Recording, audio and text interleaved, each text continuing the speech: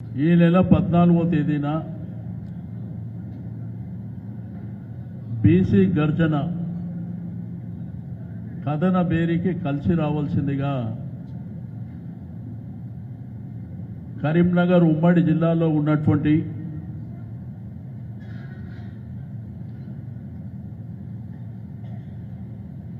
కరీంనగర్, జగిత్యాల్, పెద్దపల్లి, సిరిసిల్ల జిల్లాల నుండి బీసీ బిడ్డలకు, బీసీ సంఘాలకు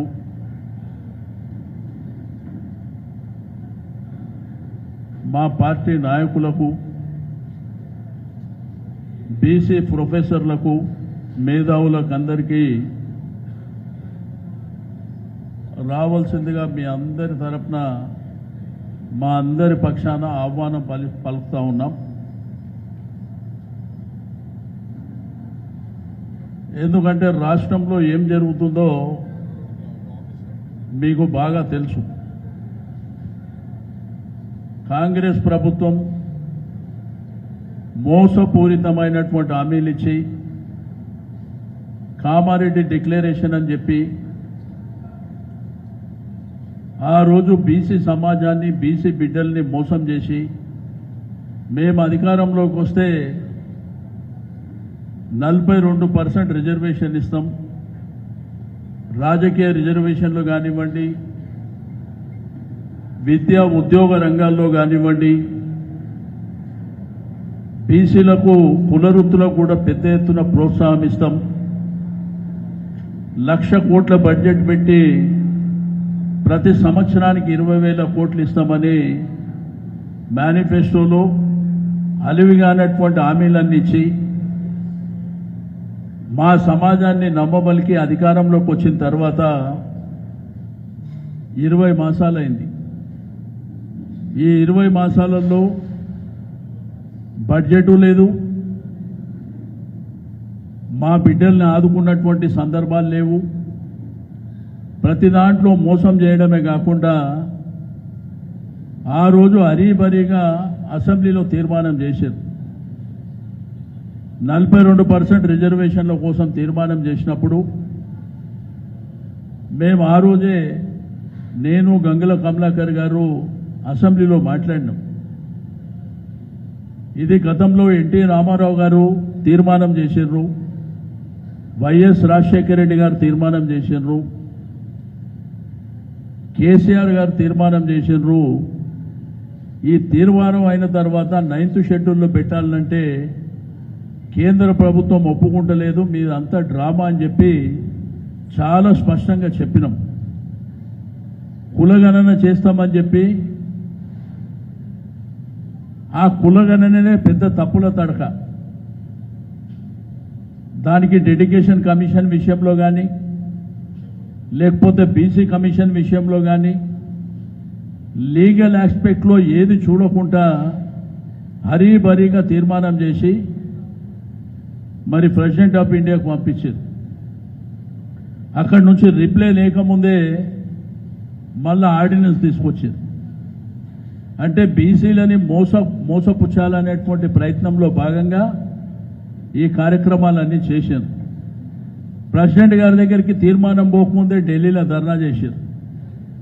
మొన్న 5, 6, 7 తేదీన ఢిల్లీలో మేము ప్రెసిడెంట్ ఆఫ్ ఇండియాని కలుస్తామని, ప్రధానమంత్రిని కలుస్తామని, జంతర్ మంతర్లో ధర్నా చేస్తామని మరి ఇక్కడికి ప్రభుత్వం, ముఖ్యమంత్రి గారు, మంత్రులు, ఎమ్మెల్యేలు, ఎంపీలు వాళ్ళ పార్టీ నాయకులను అందరినీ తీసుకుపోయి ఆ 3 రోజులు ఏం చేశారో మీరందరూ చూశారు.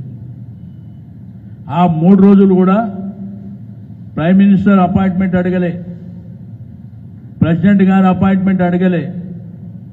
ప్రెసిడెంట్ గారి అపాయింట్మెంట్ వస్తుంది, ఒక ముఖ్యమంత్రి ఇంతమంది ఎంపీలు, ఎమ్మెల్యేలు, మంత్రులు పోయినప్పుడు అపాయింట్మెంట్ ఎందుకు ఇయ్యరు? రిప్రజెంటేషన్ ఇవ్వడానికి ఎవరైనా అపాయింట్మెంట్ ఇస్తారు. అదొక మోసం జరిగింది. ఆ బీసీల మీటింగ్కి వచ్చి కేసీఆర్ గారిని, కేటీఆర్ గారిని తిట్టడానికి, నరేంద్ర మోడీని తిట్టడానికి, రాహుల్ గాంధీ ప్రైమ్ మినిస్టర్ కావాలని చెప్పడానికి ఆ ముఖ్యమంత్రి గారు ఆ స్టేజ్ మీద ప్రయత్నం చేసిండు. మీ మోసపూరితమైనటువంటి హామీలన్నీ ఈ బీసీ సమాజానికి, సమాజంలో ఉన్నటువంటి బీసీ వర్గాలను మేల్కొల్పడానికే మేము బీసీ కథన బేరి మరి ఇక్కడ కరీంనగర్లో 14వ తేదీన ఆ శంఖారావం పూరించబోతున్నాం.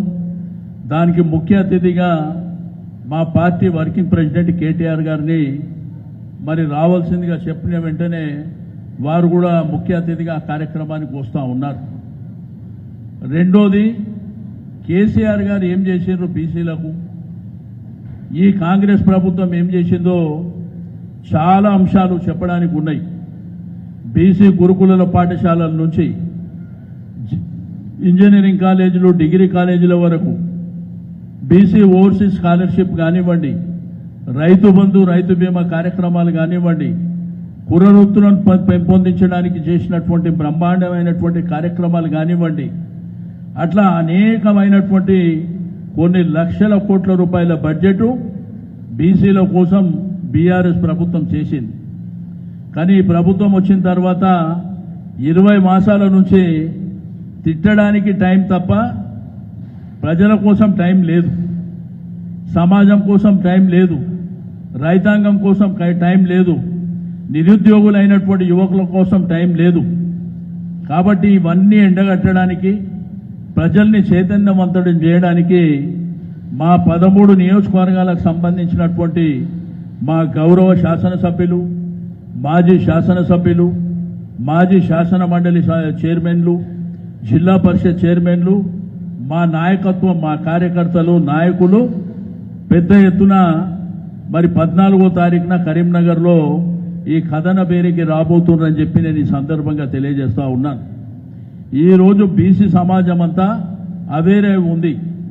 సమాజంలో 100కి 85% ఎస్సీలు కానీ, ఎస్టీలు కానీ, మైనారిటీలు కానీ, సింహభాగంలో ఉన్నటువంటి బీసీలే తెలంగాణ రాష్ట్రంలో ఉన్నటువంటి విషయాన్ని నేను ఈ సందర్భంగా తెలియజేస్తా ఉన్నాను.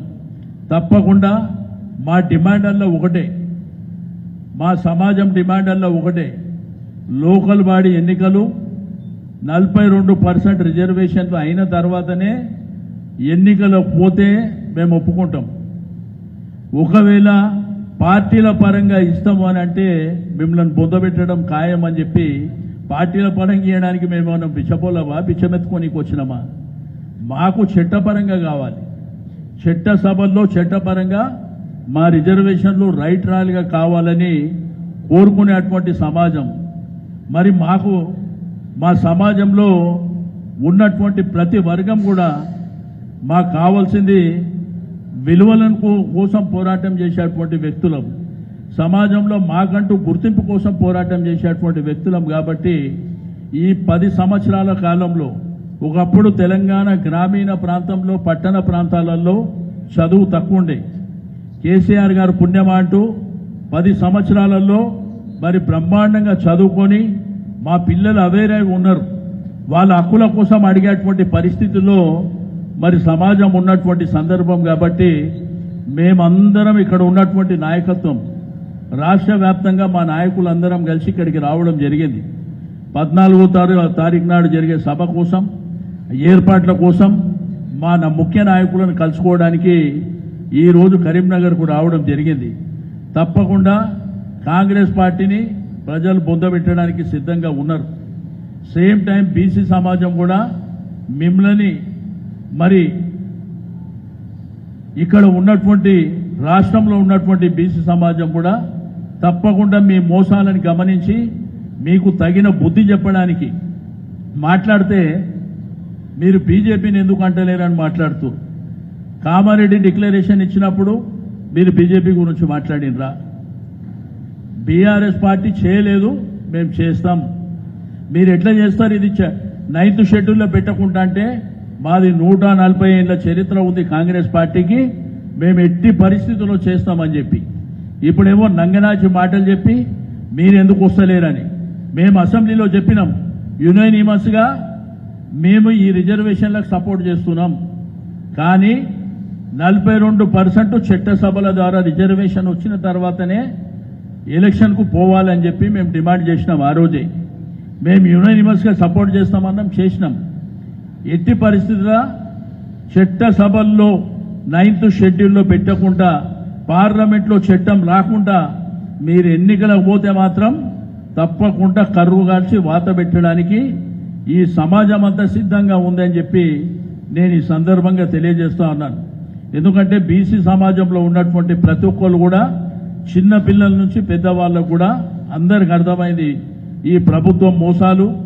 ఈ ప్రభుత్వం వచ్చిన తర్వాత 20 మాసాలుగా జరుగుతున్నటువంటి వాళ్ళు ఇచ్చిన ఎన్నికల ప్రతి హామీ మోసమే. ఆడవాళ్ళకు 2500 మోసమే. మరి అదేవిధంగా కళ్యాణ లక్ష్మి అనే విషయం మోసమే. మీరు చూసిర్రు మహబూబ్ నగర్లో ఒక మీటింగ్లో ముఖ్యమంత్రి గారికి ఎంత బలుపు ఉంటే ఒక బట్టలు ఉతికేవానికి నేను ఎమ్మెల్యే చేసిన, ఒక చేపలు పట్టుకునేవాడిని మంత్రి చేసిన అని ఎంత బలం మీకు ఏ విధమైనటువంటి మరి మీకు రోషము లేకపోతే అక్కడ ఉన్నటువంటి నాయకత్వం కూడా కాంగ్రెస్ పార్టీ వాళ్ళు ఆలోచించుకోవాల్సినటువంటి అవసరం ఉన్నది. ఎందుకంటే ఒక బాధ్యత గల వ్యక్తుల గురించి అట్లా మాట్లాడతాడా? ఎంత కించపరిచే మాటలు. అంటే చాకలి వాణ్ణి బట్టలు ఉతుక్కునేవాడిని నేను ఎమ్మెల్యే చేసిన అని మాట్లాడు. ఒక మంత్రి చేపలు పట్టుకుంటే నేను మంత్రి చేసిన అని మాట్లాడి అంటే ఎంత బల్పు నీకు. కాబట్టి ఇవన్నీ మీరు గుర్తుపెట్టుకోవాల్సినటువంటి అవసరం ఉంది. సమాజం మేల్కోవడానికి సిద్ధంగా ఉంది. తప్పకుండా ఇది కరీంనగర్తోనే కాకుండా అన్ని జిల్లాలో కూడా ఈ యొక్క బీసీ కథన పేరుని విస్తరించి తప్పకుండా ప్రజల్ని చైతన్యవంతం చేసి ఈ ప్రభుత్వాన్ని గద్దె దించే వరకు నిరంతరంగా మేము పోరాటం చేస్తామని చెప్పి నేను ఈ సందర్భంగా తెలియజేస్తా ఉన్నాను. ఇప్పుడు పెద్దలు మధుసూదనాచారి గారు